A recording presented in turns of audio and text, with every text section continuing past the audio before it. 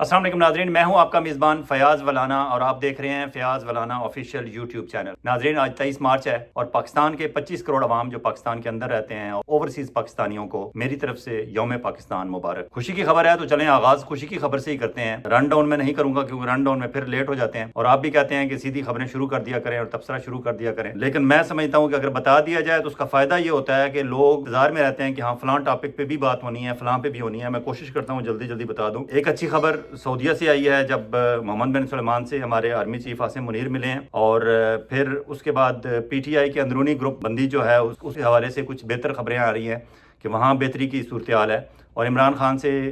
ऐसे रहनुमा मिलने जा रहे हैं जिसके बाद यकीनन उनका कोर्स ऑफ एक्शन बदलेगा और शायद उनके तंजीमी ओहदों में भी कुछ रद्द-बदल हो। फिर जस्टिस एजाजुल इसहाक साहब ने एक बहुत अच्छा बयान दिया और उसमें एक बहुत बात ऐसी एक पिनहा है जिससे लगता है कि पाकिस्तान का शायद अब कोई हमारा जो निज़ाम है, ये जो अंधेर नगरी आप देख रहे थे एक अरसे से, शायद वो अब ख़त्म होने को है। उस पर बात करेंगे और फिर मिलिट्री कोर्ट्स के हवाले से जो मिलिट्री कोर्ट्स में सिविलियन का ट्रायल चल रहा है उस पर जो बेंच बनाया है हमारे काजी फाजी साहब ने, उस पर बात करेंगे और फिर कि इमरान खान को रिलीफ कहाँ कहाँ से मिलने वाला है और उसकी वजूहात क्या हैं, इन पे बात करेंगे। और जिस तरह आपको बताया कि आज यौम पाकिस्तान है, खुशी का दिन है, तो फिर खुशी की खबरों से ही आगाज़ शुरू किया जाए। तो एक दुनिया में एक इंटरनेशनल इदारे ने खुश रहने वाली कौमों की लिस्ट जारी की है। उसमें पहले नंबर पर फिनलैंड है, दूसरे पे डेनमार्क, तीसरे पे आइसलैंड। टॉप 10 में कोई ऐसा मुल्क काबिल ज़िक्र मुल्क नहीं है, स्वीडन वगैरह हैं, ये सारे मुल्क हैं, लेकिन ऐसा कोई नहीं है जिससे मेरा और आपका कोई बराह रास्त ताल्लुक़ बनता हो। अलबत्ता पाकिस्तान उस 143 टोटल कंट्रीज़ हैं उस लिस्ट में और पाकिस्तान का नंबर खुश रहने वाली अक़वाम में 108वें नंबर पे है। बहुत दूर है, लेकिन शायद आपको ये सुनकर तसल्ली होगी कि इंडिया का नंबर 126 है उस लिस्ट में और हम उन इंडिया से बेहतर हैं हमारे पाकिस्तान के लोगों के हालात। और पाकिस्तान के लोग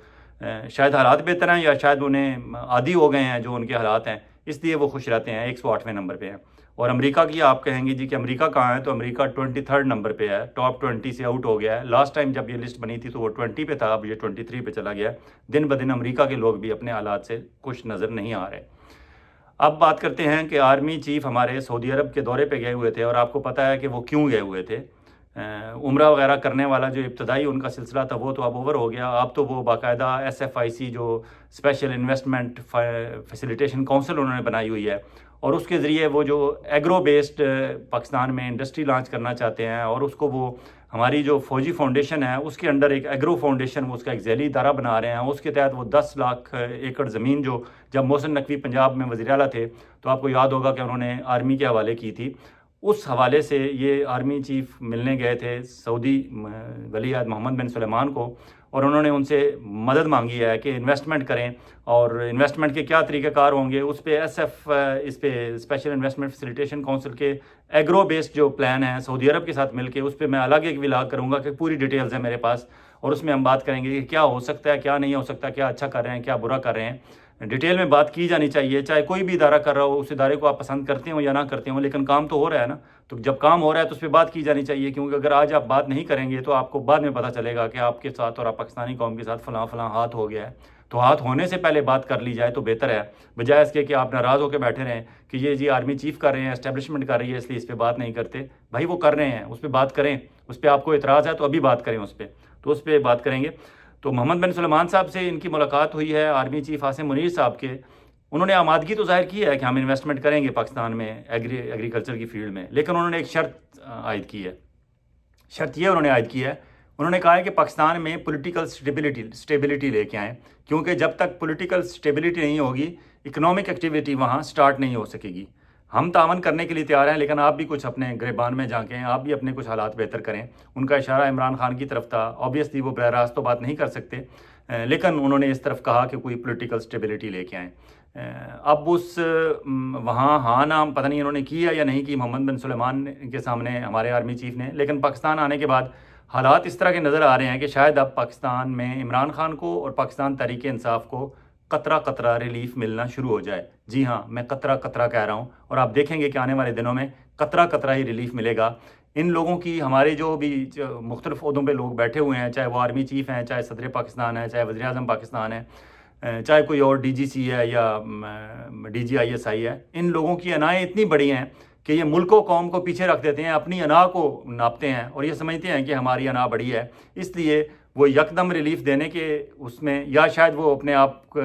اپنے طور پر شرمندہ سے ہیں کہ ہم نے کیا کر دیا ایک پاکستان کے مقبول ترین لیڈر کے ساتھ، تو اب شاید وہ ایک دم ریلیف تو نہ دے سکیں، جو کہ ان کا حق ہے عمران خان کا اور ان کی پارٹی کا، لیکن قطرہ ریلیف دینے پر وہ مجبور ہو گئے ہیں، کیونکہ پریشر ان پر بڑھتا جا رہا ہے، اور اسپیشلی وہ لوگ جو دینے والے ہاتھ ہوتے ہیں، چاہے وہ IMF والے ہوں، چاہے وہ محمد بن سلیمان ہوں، چاہے کوئی اور ادارہ، محکمہ یا ملک ہو، جب وہ دینے پہ آتا ہے، جب ان کا ہاتھ دینے والا ہے اور ہم لینے والے ہاتھ پہ ہیں، تو پھر ان کی بات سننی پڑتی ہے۔ تو آپ دیکھیں گے کہ آنے والے دنوں میں کچھ ریلیف ہوتا آپ کو نظر آئے گا۔ اور اب بات کرتے ہیں کہ اس پہ کیا ہو رہا ہے، اپنے SFIC پہ میں نے آپ کو بتا دیا کہ بات الگ کریں گے اس پہ ولاگ۔ اب بات کرتے ہیں کہ PTI کے اندر اندرونی گروپ بندی کیا چل رہی ہے۔ PTI کے اندر گروپ بندی یہ چل رہی ہے کہ یہ شیر افضل مروت، بیرسٹر گور علی خان، بظاہر انہوں نے آپس میں جفیاں پپیاں کر لی اور ناراضگی اعلان کر دیا کہ ہماری کوئی ناراضگی نہیں ہے، لیکن ایک اندر رہتی تو ہے۔ اسی طرح مختلف گروپ جتنے ہیں PTI کے، جتنے لوگ جاتے ہیں وہ اندر عمران خان سے مل کے آتے ہیں، باہر آ کے ایک دم اپنا فوری طور پر وہ بتانا چاہتے ہیں کہ میں اتنا امپارٹنٹ ہوں۔ ان لوگوں کو یہ یقین ہی نہیں آ رہا کہ واقعی امپارٹنٹ ہیں، اور انہیں واقعی چیئرمین یا سیکرٹری جنرل یا ان کو فلاں سینئر وائس پریزیڈنٹ یا عہدے دے دیے گئے ہیں، یا ان کی اتنی امپارٹنس ہے کہ عمران خان سے ڈائریکٹ روز جا کے ملتے ہیں بطور وکیل، اور باہر آ کے پارٹی کا اور عمران خان کا موقف بیان کرتے ہیں۔ وہ یقین ہی نہیں انہیں آ رہا، کیوں کہ ان کے بڑے لیڈر جو ہیں PTI کے، چاہے عمران خان ہیں، چاہے شاہ محمود قریشی ہیں، چاہے پرویز الہی ہیں، وہ سارے پابند سلاسل ہیں، اور اگر ان بڑے تینوں میں سے ایک بھی باہر نکل آئے تو آپ دیکھیں گے پارٹی آپ کو نظر آئے کہ ہاں واقعی پارٹی بن گئی ہے، اور وہ کوئی پولیٹیکل ایکٹیویٹی جنریٹ بھی کر سکیں گے، اور تنظیمی امور کے حوالے سے بھی وہ جو بات کریں گے وہ حتمی ہوگی۔ اب پیچھے جتنے ہیں یہ سارے وقتی طور پر لیڈر ہیں، اچانک لیڈر بنے ہیں، اچانک منظر عام پر آئے ہیں، اس لیے وہ ایک دوسرے پر شک کا اظہار بھی کرتے ہیں، اور ایک دوسرے سے اپنے آپ کو بڑا لیڈر ثابت کرنے کے لیے بھی اس گروپ بندی کا شکار ہیں۔ ابھی پہلا ان کا کور کمیٹی کا اجلاس ہوا ہے، جس پہ باقاعدہ کوئی سنجیدہ کوشش لگتی ہے کہ اس کور کمیٹی کا ابھی جو 2 دن پہلے اجلاس ہوا ہے اس سے کوئی سنجیدہ چیزیں باہر نکلی ہیں۔ فار ایگزامپل انہوں نے فیصلہ کیا ہے کہ 30 مارچ کو وہ جلسہ کریں گے اسلام آباد میں، اچھا فیصلہ ہے ان کا، لیکن اس کے درمیان پھر انہوں نے گیپ کافی دیا۔ انہوں نے کہا کہ ہماری دوسری بڑی ایکٹیویٹی پولیٹیکل ایکٹیویٹی ہوگی 21 اپریل کو کراچی میں، وہاں وہ عوامی ریلی کریں گے۔ یہ بھی ان کا اچھا فیصلہ ہے، کیونکہ اسلام آباد اور کراچی 2 ایسی جگہیں ہیں جہاں وہ سمجھتے ہیں کہ تھوڑے سے وہ محفوظ ہیں، اور ان کے لوگ، ان کے حامیوں کی تعداد زیادہ ہے، تو وہ پولیٹیکل گیدرنگ کر سکتے ہیں۔ پنجاب کی طرف وہ ابھی نہیں بڑھ رہے، کیونکہ وہاں آپ کو پتہ ہے وہ شاید وہاں اس طرح سمجھتے ہیں کہ وہاں مسلم لیگ نون انہیں ٹف ٹائم دے گی، اور اسپیشلی وہاں چیف منسٹر اگر مریم نواز ہیں تو ان کا جو منتقم مزاج قسم کی ان کی طبیعت ہے، شاید وہ انہیں آزادی سے جلسہ جلوس نہ کرنے دیں۔ اسلام آباد میں یہ سمجھتے ہیں کہ شاید ہم KPK سے اور ادھر سے ہمارے لوگ آ جائیں گے، اسلام آباد میں ہم کر سکیں گے، اور اسلام آباد جنرلی بھی وہاں وہ کلیم کرتے ہیں کہ تینوں سیٹیں ہم جیتے ہوئے تھے اور ہماری یہ میجورٹی ہے۔ دیکھیں گے کس طرح کا ان کا اجتماع ہوتا ہے، لیکن کراچی والا یقیناً ان کی ریلی وہاں کامیاب ہوگی، کیونکہ کراچی میں PTI کا بہت زور ہے سیاسی طور پر۔ پھر انہوں نے ایک اور فیصلہ کیا کہ 25 مارچ کو یہ IMF کے ساتھ جتنی پاکستان کی بات چیت ہوئی ہے اس پہ پریس کانفرنس کریں گے۔ اس کے علاوہ انہوں نے یہ فیصلہ کیا ہے کہ ملکی اکانومی کے حوالے سے معیشت کے موضوع پہ مختلف جگہوں پہ سیمینار منعقد کیے جائیں گے، جس میں وہ لوگ جس طرح مزمل اسلم اور شوکت ترین اگر منظر عام پر آ گئے، یا اور جتنے لوگ ہیں جو ان کے ساتھ جڑے ہوئے ہیں، PTI کی سوچ رکھنے والے ہیں، یا دوسرے اکانومی کے ماہرین کو بھی بلائیں گے، تو یہ بھی ایک اچھا سلسلہ ہوگا۔ ایکٹیویٹی تو نظر آئے گی نا، نظر آئے گا کہ یہ سنجیدہ ہیں، ادروائز تو کوئی سنجیدگی نظر نہیں آ رہی اب تک۔ البتہ ایک اور انہیں عدالت میں جانے کی اجازت کے حوالے سے ایک مسئلہ تھا، تو اسلام آباد ہائی کورٹ سے انہیں رجوع کیا، اجازت مل گئی، اور اب شاید کل یا پرسوں شہریار افریدی، شاندانہ گلزار، راجہ ناصر عباس جو مجلس وحدت المسلمین کے سربراہ ہیں وہ، اور فردوس شمیم نقوی جو کراچی میں PTI کے بڑے لیڈر ہیں، ان چاروں کو اجازت ملی ہے کورٹ کے ذریعے کہ آپ جا کے عمران خان سے مل سکتے ہیں۔ اب یہ چاروں جب بندے عمران خان سے مل کے آئیں گے تو میرا اندازہ ہے کہ عمران خان یقیناً ان کو انسٹرکشنز انہیں نہیں دے گا، اور آپ کو لگے گا کہ ان کا کورس آف ایکشن تھوڑا سا چینج ہوا ہے، کیونکہ علامہ راجہ ناصر عباس بھی بڑا سالڈ اپنا ایک سٹانس رکھنے والے ہیں اور ایکٹیولی کام کرنے والے ہیں، اور جتنا یہ اتحاد ہوا نہیں ہوا، یہ مخصوص نشستوں کے معاملات، یہ وہ اس پہ علامہ راجہ ناصر عباس اپنا ایک ان کا پوائنٹ آف ویو ہے، وہ جب عمران خان سے کھل کے بات کریں گے تو یقیناً باہر آ کے کوئی انسٹرکشنز بہتر ان کے ذریعے پاکستان تحریک انصاف کو ملیں گی، تو ایکٹیویٹی نظر آئے گی۔ اور جہاں تک باقی لیڈران کی بات ہے، شاندانہ گلزار کے حوالے سے میں انہیں شاندارانہ گلزار کہتا ہوں، کیونکہ جس طرح انہوں نے اب تک ان کی اپیرنس آئی ہے، پبلک اپیرنس ان کی آئی ہے، یا جس طرح وہ مردانہ وار الیکشن لڑی ہیں، بطور خاتون ہوتے ہوئے مردانہ وار الیکشن لڑی ہیں NA30 KPK سے، اور جس طرح وہ الیکشن کا وہاں وہی ان پہ بھی وہ فارم 45 47 والا کام ہونے لگا تھا، لیکن وہ ڈٹ کے کھڑی ہو گئی اپنے لوگوں کے ساتھ کھڑے ہو کے، اور وہاں لوکل ایڈمنسٹریشن کو انہوں نے چیلنج کیا۔ اس کے علاوہ بھی جہاں جہاں ان کی اپیرنس ہوئی ہے، اور پھر جو انہوں نے اس پہ بات کی ہے کہ فارن ڈپلومیٹس انوالو تھے عمران خان کی حکومت گرانے میں، اور فارن ڈپلومیٹس نے انہیں اپروچ کیا تھا، اور وہ بڑی نپی تلی گفتگو کرتی ہیں اور بتاتی ہیں کہ میرے پاس ثبوت موجود ہیں، لیکن وہ یہ بتا دیتی ہیں کہ ہاں میں بولنا چاہوں تو اس سے آگے بھی بول سکتی ہوں، لیکن انہیں اپنے بولنے کی لمٹس کا اندازہ ہے۔ میرے خیال میں اگر عمران خان انہیں پارٹی کا سیکرٹری اطلاعات مقرر کر دیں تو شاید یہ عمران خان کا بہتر فیصلہ ہوگا۔ حالانکہ رؤوف حسن صاحب جو بہت اچھے آدمی ہیں، اور مشکل وقت میں انہوں نے پارٹی کے بطور سیکرٹری اطلاعات بہت اچھا کام کیا، لیکن اب چونکہ انہیں سینیٹر بھی نہیں بنوایا جا رہا، تو وہ صرف ایک کمرے کی حد تک ڈرائنگ روم کے اندر بند کمروں میں پریس کانفرنس کرنے والے سیکرٹری اطلاعات تو ہو سکتے ہیں، لیکن کھلا کے بات کرنے والے نہیں ہو سکتے۔ اور اگر شاندانہ گلزار کو بنا دیا جائے سیکرٹری اطلاعات، جس طرح کی اطلاعات ہیں کہ انہیں بنایا جائے گا، تو پھر وہ الیکٹڈ MNA ہیں، اسمبلی میں بھی بولتی ہیں، باہر بھی جہاں بولتی ہیں، انٹرنیشنل میڈیا سے بھی جہاں بولتی ہیں، انہوں نے انٹرنیشنل میڈیا پہ آن لائن جا کے جہاں جہاں بات کی ہے، بہتر رسپانس ان کا آیا ہے۔ اگر عمران خان انہیں یہ ذمہ داری دیتے ہیں تو میرے خیال میں وہ ایک بہتر چوائس ہوگی۔ اور پھر ایک اور بات جس کا انہوں نے ذکر تو کیا ہے، لوگوں نے نوٹ نہیں کیا، انہوں نے کہا میں پریکٹسنگ لائر تھی کچھ عرصہ پہلے تک۔ وہ پشاور یونیورسٹی سے انہوں نے LLB کیا ہوا ہے، بعد ازاں وہ کیمبرج یونیورسٹی UK سے انہوں نے لیڈی نون اسکالرشپ انہیں ملا تھا، اور یہ لیڈی نون وہ وقار النساء نون ان کے نام پہ ایک اسکالرشپ تھا وہاں، یہ مسلم لیگ نون سے ان کا کوئی تعلق نہیں ہے اس اسکالرشپ کا، اور مسلم لیگ نون والے میاں نواز شریف اور وہ اس طرح کا کوئی کام کرتے بھی نہیں ہیں کہ وہ تعلیمی اداروں میں اپنے نام سے کوئی اسکالرشپ جاری کر دیں۔ اب تک تو کوئی سامنے نہیں آیا، البتہ یہ لیڈی وقار النساء نون کے نام پہ تھا نون اسکالرشپ، وہ انہیں ملا تھا، اور وہ کیمبرج یونیورسٹی سے پوسٹ گریجویٹ اسٹڈیز کر کے آئی ہیں international trade and international economy کے لاء میں، لیکن بعد ازاں وہ پشاور سے اور پشاور کی لوکل کورٹس میں اور پشاور ہائی کورٹ میں بطور لائر پریکٹسنگ لائر کے طور پر کام کرتی رہی ہیں۔ اب اگر وہ اپنا لائسنس دوبارہ رینیو کرا لیں اور اپنے آپ کو رجسٹر کرا رہے ہیں اسلام آباد اور پنجاب ہائی کورٹ اور پشاور ہائی کورٹ میں، اور عمران خان کے کیسز میں بطور لائر بھی ان کا نام شامل کر لیا جائے تو وہ پیش ہوتی رہیں گاہے بگائے، تو اس طریقے سے انہیں عمران خان سے تقریباً ڈیلی کی بنیاد پہ ملنے کی بھی آسانی دستیاب ہوگی۔ جب وہ ڈیلی بنیاد پہ بطور لائر ان سے ملیں گی، سیکرٹری اطلاعات بھی ہوں گی، الیکٹڈ MNA بھی ہیں، KPK سے بھی ہیں، اچھا بولتی ہیں، پریزنٹیبل ہیں، اپنی بات بیان کر سکتی ہیں، اور انہیں پتہ ہے کہ میں نے کتنی بات کرنی ہے اور کتنی نہیں کرنی۔ ان کوالٹیز کی بنیاد پہ اگر انہیں سیکرٹری اطلاعات عمران خان بناتے ہیں تو یہ ایک اچھی چوائس ہوگی، اور پھر انہیں پابند کیا جائے باقی لیڈران کو کہ باہر نکل کے عمران خان سے ملنے کے بعد، چاہے وہ پہلے روز ملیں، 2 دن بعد ملیں، 3 دن بعد میں عمران خان کا موقف وہی بیان کریں گی، ان کے علاوہ کوئی بیان نہیں کرے گا۔ تو پھر شاید یہ جو کنفیوژن ہے جو PTI والوں کی ہوتی ہے کہ جو عمران خان سے مل کے آتا ہے باہر آ کے وہ اپنا موقف بیان کر دیتا ہے، اور عمران خان اندر سے جو بات بتاتے ہیں باہر آ کے، جس طرح ایک اور ولاگ میں نے آپ کو مینشن کیا تھا کہ بیرسٹر گوہر اور شیر افضل مروت دونوں اکٹھے عمران خان سے مل کے باہر آئے، میڈیا کے لوگ کھڑے تھے، انہوں نے گفتگو کی، ان کے دونوں کے موقف میں فرق تھا۔ اندر عمران سے مل کے باہر آنے تک 5 منٹ میں ان کے بیان میں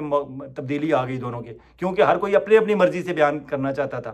اسی طرح اگر شاندانہ گلزار ایک سیکرٹری اطلاعات ہوں اور وہ بطور لائر ملیں بھی انہیں اور باہر آ کے موقف بھی بیان کریں تو شاید یہ کنفیوژن دور ہو جائے گی، اور باقی لوگوں کو شٹ اپ کال بھی مل جائے گی کہ آپ اپنے کیسز کے حوالے سے یا باقی معاملات پہ تو گفتگو کر سکتے ہیں، لیکن پولیٹیکلی کم از کم پارٹی کے کیا ڈیسیجن ہیں، پارٹی کے کیا خیالات ہیں، اس پہ آپ بات نہیں کر سکتے۔ تو یہ ایک اچھا فیصلہ ہوگا اگر عمران خان اس طرف جاتے ہیں تو۔ اور فردوس شمیم نقوی بھی، کیونکہ وہ ان کے بڑے گلے شکوے ہیں کراچی کے علیم عادل شیخ کے حوالے سے اور باقی جو لیڈران ہیں وہاں، اور وہاں ورکرز کی بڑے مسائل ہیں کراچی میں PTI والوں کے، ان ساروں پہ بھی اگر فردوس شمیم نقوی کو عمران خان سے ملنے کے بعد کوئی انسٹرکشن ملیں گی اور فردوس شمیم نقوی کراچی میں جا کے ایکٹیو ہوتے ہیں تو وہ بھی ایک بہتر ان کا ایک فیصلہ ہوگا۔ اور شہریار افریدی بھی بہت اچھے بول رہے ہیں، بڑے مشکل وقت سے گزرے ہیں، انہیں بھی عمران خان اگر کوئی ذمہ داری دیتے ہیں تو وہ بھی ایک بہتر چوائس ہو سکتی ہے۔ اب بات کرتے ہیں کہ جسٹس اعجاز الاسحاق صاحب نے کیا کیا اسلام آباد ہائی کورٹ کے۔ انہوں نے بہت اچھا فکرہ کیا ہے، کیس بعد میں بتاتا ہوں، ان کا فکرہ بہت اشش کر اٹھنے والا ہے۔ انہوں نے کہا ہے جب تک 200 افسران ایک نظریے کے لیے قربانی نہیں دیں گے یہ ملک ایسے ہی چلتا رہے گا۔ افسوس سے کہنا پڑتا ہے کہ ہمارے ملک کی کوئی کل سیدھی نہیں۔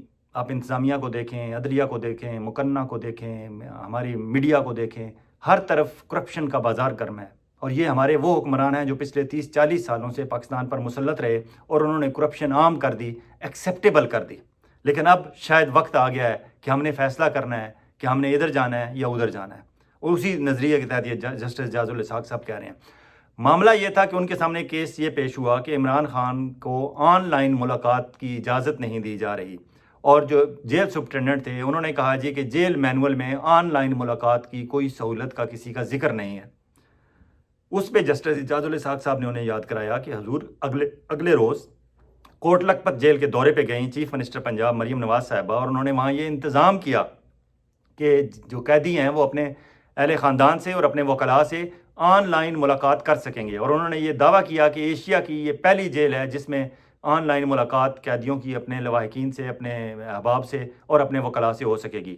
انہوں نے کہا کہ ایک ہی ملک میں آپ ایک طرف یہ دعوے کرتے ہیں کہ ہمارے پاس آن لائن ملاقات کی سہولت موجود ہے، اور دوسری طرف آپ اڈیالہ جیل جو کہ پنڈی میں ہی آتی ہے اور آپ کی ہی چیف منسٹر مریم نواز ہیں، یہ کیسے ہو سکتا ہے کہ آپ کہتے ہیں کہ یہ نہیں ہے؟ اس پہ جو سپرنٹنڈنٹ جیل تھے انہیں معافی مانگنی پڑی، انہوں نے سوری کیا، اور پھر انہوں نے کہا کہ اس کا انتظام کیا جائے، اور ساتھ انہوں نے یہ بھی کہا کہ یہ ایک ملک میں یہ سب کچھ ہو رہا ہے، اور اگر ایک جگہ ہوتا ہے دوسری جگہ نہیں ہوتا۔ اور پھر انہوں نے ساتھ یہ بھی کہا، انہوں نے کہا کہ جہاں سے جیل حکام کو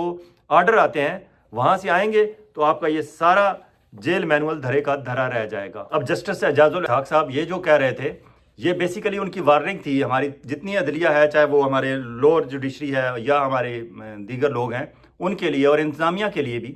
انہوں نے کہا کہ یہ ایک ملک میں دو قانون ہیں، ایک طرف جہاں بطور فخر آپ کسی چیز کو پیش کرتے ہیں آپ کو احساس نہیں ہوتا، دوسری طرف آپ بغیر کسی قاعدے قانون کے تحت آپ لوگوں پہ قدغنیں لگا رہے ہیں۔ انہوں نے کہا کہ 200 افسران کو ایک نظریے کے لیے قربانی دینی پڑے گی۔ اب یہ نظریہ کیا ہے؟ یہ نظریہ یہ ہے کہ ہم اگر اسلامی جمہوریہ پاکستان ہیں تو ہم اگر اسلامی مکمل طور پر نہیں ہیں تو کم از کم جمہوری پاکستان ہی بچا لیں، اور اس کے جمہوری تقاضے جو ہیں اس میں پہلا انسان کا بنیادی حق ہے، انسانی بنیادی حقوق، بنیادی آزادیاں جو ہیں، شخصی آزادیاں، وہ کم از کم دی جائیں، اور اسی طرح جیل میں جو لوگ قید میں ہیں ان کے اپنے حقوق ہیں، اگر ہم بنیادی حقوق کی طرف توجہ نہیں دیں گے تو پھر یہ اسی طرح ہوتا رہے گا، آج کوئی زیر عتاب ہے تو کل کوئی اور ہوگا، پرسوں کوئی اور ہوگا۔ تو یہ سلسلہ انہوں نے بہت اچھی نشاندہی کی ہے، اور اگر آپ دیکھا جائے تو عمران خان کو ابھی گزشتہ کچھ عرصے میں 20 مقدمات میں ریلیف ملا ہے لوور کورٹ سے۔ اب اگر ہماری لوور کورٹس نے یہ طے کر لیا ہے کہ انف از انف، اور اگر لوور کورٹس کے علاوہ ہمارے انتظامی افسران اور ہمارے مختلف اداروں میں جو لوگ بیٹھے ہوئے ہیں وہ بھی اس مقام تک پہنچ چکے ہیں کہ جہاں انف از انف ہوتا ہے، اور اس کے بعد انہیں فیصلہ کرنا ہوتا ہے کہ اب ہم نے رائٹ اور رانگ میں تمیز کرتے ہوئے فیصلے کرنے ہیں، جس طرح اعجاز الاسحاق صاحب نے کہا کہ 200 لوگوں کو نظریے کی بنیاد پر قربانی دینی ہوگی۔ اب دیکھتے ہیں کہ کیا واقعی ہمارے انتظامیہ، ہماری عدلیہ، ہماری مقننہ، ہمارا میڈیا اور ہمارے وہ لوگ جن کے ہاتھ میں فیصلہ سازی کی طاقت ہے، کیا وہ واقعی انف از انف کے مقام پہ پہنچ چکے ہیں، اور اب وہ واقعی آج سے بدل چکے ہیں اور نعرے حق بلند کرنے والے ہیں۔ لیکن اعجاز الاسحاق صاحب کا شکریہ کہ انہوں نے اس طرف نشاندہی تو کی۔ آگے چلتے ہیں جی، ملٹری کورٹس میں سویلین کا جو ٹرائل کا معاملہ تھا اس پہ آپ کو یاد ہوگا کہ پہلے ایک 5 رکنی بینچ نے اسے کالعدم قرار دے دیا تھا، اور انہوں نے کہا تھا کہ نہیں ہو سکتا، سویلین کا ملٹری کورٹس میں ٹرائل نہیں ہو سکتا، اسپیشلی یہ 9 مئی کے تناظر میں۔ لیکن اب ایک بڑا بینچ اپنے طور پر چیف جسٹس قاضی فائز عیسی صاحب نے بنایا۔ پہلے 5 رکنی بینچ تھا، انہوں نے 6 رکنی بنا دیا ہے۔ شاید وہ 7، 8، 9 کا متحمل نہیں ہو سکتے، کیونکہ وہ ان سینئر ججز کو باہر رکھنا چاہتے تھے اس لارجر بینچ سے، جن کے بارے میں انہیں شک ہے کہ اگر وہ ان میں سے ایک بھی بندہ وہاں موجود ہوا تو وہ ہیئرنگ کے دوران ہی پورا کیس اڑا کے رکھ دے گا اپنے ریمارک سے اور اپنے کویسچننگ اینڈ کراس کویسچننگ سے۔ اس لیے اب تک جو نام سامنے آئے ہیں، جو پہلا 5 رکنی بینچ تھا جس نے خلاف فیصلہ دیا تھا سویلین کے ملٹری کورٹس میں ٹرائل کا، اس میں اعجاز الاحسن صاحب تھے، مظاہر نقوی صاحب تھے، اور جنہوں نے دیا تھا انہیں بعد ازاں جہاں کہیں سے بھی پریشر ڈالا گیا انہیں استعفے پر مجبور کر دیا گیا اور وہ استعفیٰ دے کر چلے گئے۔ اب جو 6 رکنی تشکیل دیا گیا ہے بینچ، اس میں جونیئر ججز صاحبان کو چن کر لگایا گیا۔ فار ایگزامپل محمد علی مظہر، مسرت حلالی اور دوسرے جو ہیں عرفان سعادت صاحب اور دیگر جو نئے آنے والے ہیں ان کو لگایا گیا۔ اور آپ کو یاد ہوگا کہ قاضی فائز عیسی صاحب نے 1، 2، 3 مقدمات میں اپنے ساتھ محمد علی مظہر اور مسرت حلالی کو بٹھایا، اور پھر بلے کا نشان ہو یا دوسرے ہوں، پی ٹی آئی کے خلاف فیصلے انہوں نے دیے، اور یہ جونیئر ججز ساتھ ان کے بیٹھے ہوئے ایسے تھے جیسے یس سر، اوکے سر، رائٹ سر، ڈر کے کوئی ریمارکس بھی دے رہے تھے، لیکن فیصلہ انہوں نے وہی کیا جو قاضی فائز عیسی صاحب نے کیا، اور وہ قاضی فائز عیسی صاحب کے ساتھ آمین آمین کر رہے تھے۔ اب بھی یہ جو 5 ججز انہوں نے بٹھائے ہیں وہ یہ سارے جونیئر ترین ججز ہیں۔ سینئر ججز جن میں عطر من اللہ ہے، منیب اختر ہے، منصور علی شاہ ہیں، جمال مندوخیل ہیں، انہیں نہیں بٹھایا گیا، اور اسے 6 سے بڑا بینچ وہ بنا بھی نہیں سکتے تھے کہ وہ اگر 7 8 9 بناتے تو ان کے نام دینے پڑتے تھے، کیونکہ ججز اتنے زیادہ تو جج ان کے پاس ہیں ہی نہیں. تو قاضی فائز عیسی صاحب نے بڑا سلیکٹیو سا جج بنایا ہے. آپ دیکھتے ہیں کہ یہ آگے ہیئرنگ کیسی اس طرح چلتی ہے اور وہ کیا فیصلہ دیتے ہیں. لیکن پہلے ہی 9-10 مہینے تو ہو گئے ہیں. بہت سارے لوگوں کا تو قصور ہی اتنا ہے کہ ان کی سزا میکسیمم 9 مہینے ہوگی، اور وہ سزا جتنی ان کی بنتی ہے وہ پوری کر چکے ہیں. لیکن یہ اونٹ کسی کروٹ بیٹھ اس لیے نہیں رہا کیونکہ بتانے والے بتاتے ہیں کہ کوئی سالڈ ثبوت نہیں مل رہا، صرف چند فوٹیجز کی بنیاد پہ. اور جو فوٹیجز میں لوگ نظر آ رہے تھے ان کو تو پکڑا بھی نہیں گیا. وہ تو تیسرے چوتھے نمبر پہ جو کہیں سے جیو فینسنگ کے لوگ آ گئے قابو، یا پی ٹی آئی کے عہدیدار تھے یا کسی اور ایکٹیویٹی میں تھے، وہ لوگ پکڑے گئے ہیں. جو مین جو فوٹیجز میں نظر آ رہے ہیں، جن پہ یہ الزام لگتا ہے کہ وہ شاید ایجنسیز کے ہی بندے تھے، یا مسلم لیگ نون کے بھیجے ہوئے بندے تھے، یا پنجاب گورنمنٹ کے بھیجے ہوئے بندے تھے، یا رانا ثناء اللہ گینگ کے بھیجے ہوئے بندے تھے، تو وہ لوگ تو پکڑے نہیں گئے. اور باقی جو پکڑے ہوئے ہیں ان کے خلاف ثبوت کوئی جڑ نہیں رہے کہ ان کو سزا دی جائے. اور پھر یہ سول ملٹری کورٹس والا بھی معاملہ ہے کہ انٹرنیشنلی بھی بات جاتی ہے کہ سولین کا معاملہ ہے، سولین ایشو ہے، آپ اسے ملٹری کورٹ میں کیوں ٹرائل کر رہے ہیں. لیکن دیکھیں اب یہ کیا ہوتا ہے. لیکن جو بینچ تشکیل دیا ہے اس سے بہت سارے لوگوں کو اندازہ ہو گیا ہے کہ فیصلہ کیا ہوگا، اور بینچ کی وجہ سے یہ سوال ہوتے ہیں. اگر وہ بینچ بڑا بناتے جس میں یہ سارے باقی لوگ بھی شامل ہوتے تو پھر شاید یہ سوال بھی نہ ہوتے. اینی ہو، ایک اور تھیوری ہے کہ شاید ٹمپریچر کم کرنے کی بات آئی ہے، کہ جتنا پی ٹی آئی کے خلاف اور عمران خان کے خلاف ایک سیاسی ٹمپریچر انہوں نے بڑھایا ہوا ہے، اسے شاید کم کرنے کی ضرورت ہے. اور اس کی ضرورت اس تھیوری کے پیچھے یہ ہے کہ جی کیونکہ بجٹ کی آمد ہے اور بجٹ بھی پیش کرنا ہے اور بجٹ پاس کرانا ہے، اور شہباز شریف جب بجٹ پاس کرا لیں گے ان کی گورنمنٹ کے تھوڑے سے قدم جما لے گی ان کی. اور ساتھ قاضی فائز عیسی صاحب نے اپنی ایکسٹینشن کا ڈول بھی ڈالا ہوا ہے، اور وہ کبھی کبھی ملٹری والوں کو، کبھی فیض آباد دھرنے کے معاملے میں، کبھی کسی اور کیس میں، کہیں نہ کہیں سے، کبھی وہ مارگلا والا جو منال ریسٹورنٹ والا معاملہ ہے، اور اسلام آباد میں ہزاروں ایکڑ زمین جو آرمی والوں نے لی ہے اس پہ، یا کسی نہ کسی ایشو پہ، کبھی ڈی ایچ اے پہ، کہیں نہ کہیں سے انہیں یاد دہانی کراتے رہتے ہیں کہ میرا ایکسٹینشن کا معاملہ ہے وہ جلدی کریں ورنہ میرے پاس کیسز تو آپ کے بہت زیادہ ہیں، میں آپ کے خلاف ریمارکس پاس کرتا رہوں گا اور ہو سکا تو میں فیصلے بھی آپ کے خلاف دے دوں گا. تو وہ ملٹری اسٹیبلشمنٹ کو یاد دہانی کراتے رہتے ہیں کہ اگر ایکسٹینشن آپ کو چاہیے تو ایکسٹینشن آپ سے پہلے، میری اکتوبر میں ڈیو ہے 2024 میں، مجھے بھی ایکسٹینشن چاہیے. وہ انہیں یاد دہانی کرانے کے لیے کرتے رہتے ہیں. ادروائز ان پہ جتنا وہ ملمہ کاری تھی ان کے اوپر سول سپریمیسی کی، وہ ساری اتر چکی ہے. اب دیکھیں، اور بتانے والے بتاتے ہیں کہ یہ بجٹ گزر جائے گا، قاضی فائز عیسی صاحب کی توسیع کا معاملہ بھی سالو ہو جائے گا، انہیں توسیع مل جائے گی جس طرح ان کا منصوبہ ہے، تو پھر پی ٹی آئی پہ یہ حتمی حملہ کریں گے. لیکن اسی لیے شاید عمران خان نے اپنے پارٹی ورکرز کو، اپنی پارٹی کے لیڈران کو کہا کہ ہمارے پاس صرف 2 مہینے ہیں، ان 2 مہینوں میں ہمیں بھرپور سیاسی جدوجہد کرنی ہوگی. اگر ابھی ہم نہ کر سکے تو پھر شاید بہت لمبے عرصے تک ہمیں زیر عتاب ہی رہنا ہوگا. عمران خان کی یہ بات بالکل صحیح ہے. لیکن دوسری طرف آپ دیکھیں، میرا اندازہ ہے کہ عمران خان کو آنے والے دنوں میں 2 4 6 مہینوں میں وہاں سے امداد ملے گی جہاں سے کسی کا وہم و گمان میں بھی نہیں ہوگا. یہ بات میں یہاں ہی رکھتا ہوں. آئندہ آنے والے کسی ولاگ میں اس پہ پوری بات کریں گے کہ مجھے کہاں سے امید ہے، اور وہ ایسی ہوگی جس پہ کسی کا یقین ہی نہیں ہوا. کوئی سوچ بھی نہیں سکتا کہ عمران خان کو وہاں سے ہیلپ مل سکتی ہے. سیاسی ہیلپ کی میں بات کر رہا ہوں. ایک اور بات کہ آئی ایم ایف سے جو واشنگٹن میں ہمیں ابھی اپریل کے دوسرے تیسرے ہفتے میں جو مذاکرات ہونے ہیں، جس کی حتمی مذاکرات کے بعد جو ہمارا ورکنگ گروپ ہے پاکستان اور آئی ایم ایف کا، جو پاکستان کے لونز کے بارے میں بات کرتا ہے، انہوں نے ایگزیکٹو بورڈ، جو آئی ایم ایف کا ایگزیکٹو بورڈ ہونا ہے اپریل کی تقریباً آخری تاریخوں میں، ان کے سامنے جب پاکستان کا لون کا کیس رکھنا ہے تو اس سے پہلے جو اگلا ہمارا 3-4 سال کا، شہباز شریف صاحب 3-4 سال کا کہہ رہے ہیں، حالانکہ یہ پہلے 5 سال کا منصوبہ تھا جس پہ 8 ارب ڈالر ہم لینا چاہتے ہیں، ہماری گورنمنٹ لینا چاہتی ہے. اس کا نام ہی یہ تھا ایشورڈ میکرو اکنامک اسٹیبلٹی. یہ 1 لائنر تھا اس کا. اب ایشورڈ میکرو اکنامک اسٹیبلٹی جو ہے وہ جڑی ہوئی ہے پولیٹیکل اسٹیبلٹی کے ساتھ، اور پولیٹیکل اسٹیبلٹی اس وقت تک نہیں ہو سکتی جب تک عمران خان اور پی ٹی آئی کو وہ جو قطرہ ریلیف کی بات میں نے کی ہے، وہ ریلیف نہ انہیں دیا جائے. اب یہ آنے والے دنوں میں ریلیف تو عمران خان کو دینا پڑے گا انہیں، اور وہ اس لیے بھی ہوگا، اور یہ اسی وقت ہوگا جب یہ محمد اورنگزیب جو ہمارے وزیر خزانہ ہیں وہ اپنی ٹیم کے ساتھ واشنگٹن پہنچیں گے اپریل کے دوسرے تیسرے ہفتے میں. ادھر سے بجٹ بھی آ رہا ہے، اس پہ بھی ریلیف دینا ہوگا. اور سعودی عرب سے وہ جو ایس آئی ایف سی کے حوالے سے ہمارے آرمی چیف مل کے آئے ہیں، وہاں سے بھی پولیٹیکل اسٹیبلٹی کی بات ہوئی ہے. تو یہ آنے والے دنوں میں عمران خان کو ریلیف ملنا ہے. اور ایک اور ابھی پروگرس ہونی ہے، اور وہ ہونی ہے کہ میاں نواز شریف صاحب نے عمرے پہ جانا ہے. عمرے کے بعد انہوں نے لندن جانا ہے اپنے بیٹوں حسین نواز اور حسن نواز کے ساتھ. تو مریم اور شہباز وغیرہ تو واپس آ جائیں گے پاکستان، کیونکہ یہاں انہوں نے اپنی حکومت چلانی ہے. لیکن میاں نواز شریف صاحب کیونکہ اب حکومت کے معاملات سے فارغ ہو چکے ہیں تو وہ لندن جائیں گے بظاہر یہی کہا جائے گا کہ وہ ان کے ٹیسٹ آ گئے ڈیو ہیں اور علاج بھی ہیں، بالکل کرانا چاہیے انہیں علاج، اور یہاں بیٹھ کے وہ ویسے بھی بور ہو رہے ہیں، اور ٹیلی ویژن پر وہ روزانہ کس طرح برداشت کرتے ہوں گے کہ اسلام آباد میں نے چوتھی دفعہ وزیر اعظم بننا تھا، اور اب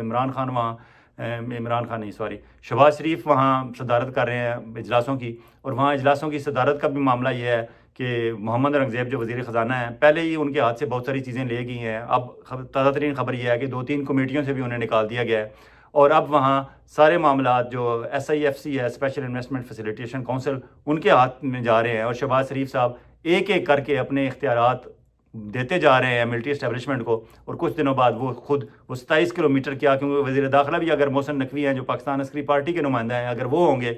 اور اسحاق ڈار صاحب کو بھی وزارت خارجہ میں بھیج دیا گیا ہے، تو میاں نواز شریف صاحب کو تکلیف ہی ہوگی یہ ساری صورتحال دیکھ کے، تو اس لیے میاں نواز شریف صاحب جب لندن پہنچیں گے تو پھر وہ ٹھنڈے دل اور دماغ سے سوچیں گے کہ میرے ساتھ ہوا کیا، اور وہ جو شعر ہے کہ کشتیاں ڈوب چکی ہیں ساری، اب لیے پھرتا ہے دریا ہم کو۔ اور آخر میں ایک افسوسناک خبر کہ ماسکو میں کانسرٹ ہال پہ حملہ ہوا ہے، اور وہاں اب تک کی اطلاعات کے مطابق تقریباً 70-75 لوگ جو ہے ہلاک ہو چکے ہیں، اور 125 سے 130 لوگ زخمی ہیں، اور افسوسناک خبر کا دوسرا پہلو یہ ہے کہ داعش ایک دہشت گرد تنظیم ہے، انہوں نے ذمہ داری قبول کر لی ہے، لیکن امریکہ نے کہا ہے کہ ہم نے مارچ کے شروع میں ہی رشیا کو وارن کر دیا تھا کہ ان کے ملک میں کوئی بڑا اٹیک ہونے کا خدشہ ہے، اور پھر لوگ یہ بھی کہتے ہیں کہ 2 روز پہلے اپنے شہریوں کو جو رشیا میں US کے شہری ہیں انہیں یہ ہدایت جاری کی تھی امریکہ نے کہ آپ بڑے اجتماعات میں جانے سے گریز کریں، کسی بھی بڑے اجتماع پہ کسی وقت بھی کوئی حملہ ہو سکتا ہے۔ اب سوالات یہ اٹھ رہے ہیں، اور سوشل میڈیا پہ لوگ ٹرولنگ کر رہے ہیں، اور سوشل میڈیا پہ ڈسکشن ہو رہی ہے کہ امریکہ کو یہ سارا کیسے پتہ تھا، اور داعش کس طرح کیسے رشیا پہنچ گئی اور وہاں جا کے وہ ایکٹیو ہو گئی۔ کیا یہ رشیا یوکرین وار کا کوئی آفٹر ایفیکٹ ہے کہ وہاں رشیا کی توجہ یوکرین وار پہ ہوئی تو یہاں سے انٹروڈرز پہنچ گئے اور داعش پہنچ گئی، اور داعش کو کون اسلحہ پیسہ سب کچھ دے رہا ہے، اور یہ امریکہ کو سارا پہلے کیسے پتہ تھا؟ یہ بحث تو چلتی رہے گی، اور اب میں آپ سے اجازت چاہوں گا، بہت جلد ایک اور ولاگ میں آپ کے پاس حاضر ہوتے ہیں، اور میں کوشش کروں گا کہ اسپیشل انویسٹمنٹ فیسیلیٹیشن کونسل کے حوالے سے سعودی عرب کے ساتھ جو ایگرو فارمنگ پہ بات ہو رہی ہے اس پہ بات کریں۔ اس وقت تک آپ اپنا اور اپنے گرد و نواح کے لوگوں کا اسی طرح خیال رکھیے گا جس طرح آپ چاہتے ہیں کہ آپ کا خیال رکھا جائے۔ خدا حافظ۔